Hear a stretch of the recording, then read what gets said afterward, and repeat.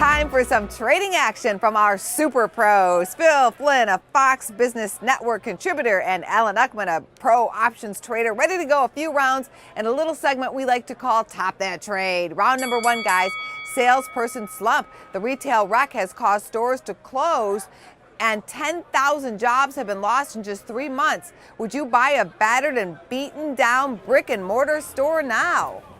Wow, that's really hard to do. Number one, fashion is fickle. Obviously, that tie and that jacket 10 years ago, trends have changed. Hey, at least I cleaned it. You should see what this thing smells like. I'm glad this is not smell-o-vision. That's all I can say. I'm smart enough, but I'm not dumb enough to try and pick an individual retail stock in this environment. You know, these things just keep going down and down. But if you look at the group as a whole, XRT, lean on 42. That's where we are at right now. The retail ETF, XRT, 42, it's a halfway point for the year.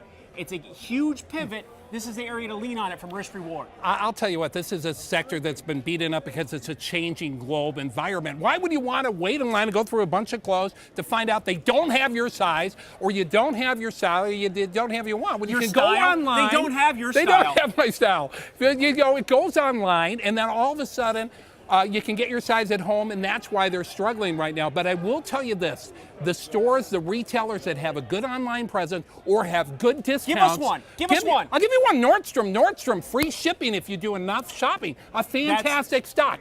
Macy's, another one. They're going to survive. No, they're going to do very, very well. And they're way oversold. And TJ Maxx is another one. People love bargains. And if people are going to go out and shop, it might not be in the traditional way, but if they think they're getting a bargain, they're going to love that type of a store like TJ Maxx as well. So I think it's time to buy their bottom. Yeah, it's a decent idea.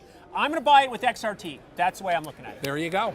And here we go with round number two, left, right. Progressive George Soros, the big-time investor, has a supersized put position in the stock market. Is he right again? This guy is a diabolical genius. Just think of this. He's like the Emperor, Galactic Emperor in Star Wars. I think it's the same guy, by the way. And he spent billions of dollars of putting in people in office like Barack Obama, giving money to Hillary Clinton. Have you lost your mind? I'm not finished yet. And he's putting all these liberals around the globe that are going to destroy the economy, and he's going to make billions by betting against them. Oh, you're saying he intentionally did that? That was his master plan? That's what I'm saying. This guy's a genius. That's his plan the whole time. But do I think he's going to be right? I don't know. So you think he's right?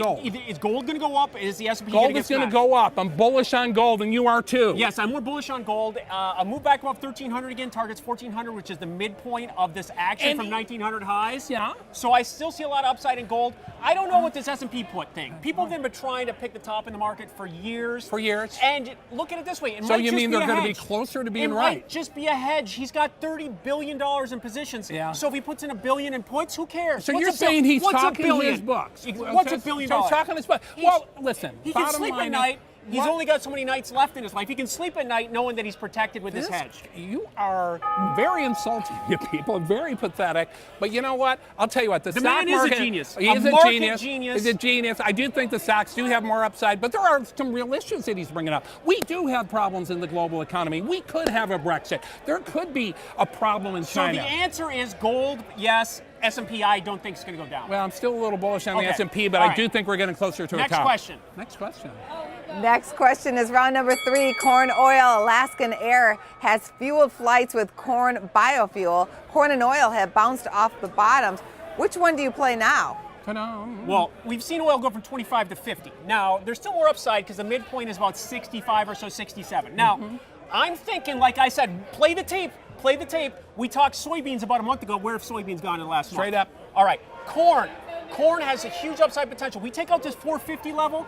That's a high from last July. Then we're going to 550. And you got to remember, we were at 850 just a couple years ago, and Mother Nature, we're always one growing season away from catastrophe in the grain markets, and it's going to get hot this year. Hot! Well, you see, the problem you have, and you're right about the grain calls, it's been very bullish and it's been very explosive, but when you get into the biofuel issues, there's a lot of other issues that are there because you've had that market really go up. The airlines are saying, no way, we can't afford this without subsidies, so the government's going to have to come in and subsidize this, even though a lot of these airlines have spent billions of dollars on these planes. And what the airlines are finding is that these biofuels, they're really tough to deal with. You know, you've got to store them in a special way. If it gets cold outside, they get gummy. Do the engines it's ping? harder. Is the engines ping? Well, the engines have a harder time burning this stuff Okay, because the question is fuel oil or corn? You got to make a choice. Oil or corn, one or the other. I like them both. Could I have to choose? Okay. All right, listen, I'll tell you what. All right, eeny, meeny, miny, mo. Go with mo. On to our bonus round question for today. What day is it? National Take Your Dog to Work Day, National Iced Tea Day, or National Buy Your Top That Trade House Dinner Day? I brought my dog to work today. Hey, oh no, I'm sorry. It's got to be iced tea. I can't, iced tea and chicken. All right, that's how you get wait through, a second. That's how you get through life. There was Bring Your Dog to Work Day, That's- Iced Tea Day, and what was the other one? The other one was irrelevant, that you were going to buy me dinner, but just Irrelevant. It's not going to happen. 'Cause Buy me dinner where today? There's been a lot of people on this show that said they were going to buy me dinner if X's happened. No dinners. And a lot of X's have happened. I don't think I've asked you to buy. First of all, I want to buy Alan dinner. I would give him a donut maybe, but I want to buy A gift dinner. certificate. A gift certificate. What's the question again? What am I gonna pick? I'll pick Lemonade Day. Wait a minute, let me get my iced tea because it is National Iced Tea Day, guys. Yes, all right, did it again. I've been right- I'm just I've been amazing. right Am I like amazing for or the what? last These 6 guys weeks. love me. Thank 6 weeks. The tide has turned. The tide has turned. It's unbelievable. you. The tide has turned. Business First AM comes back right after this.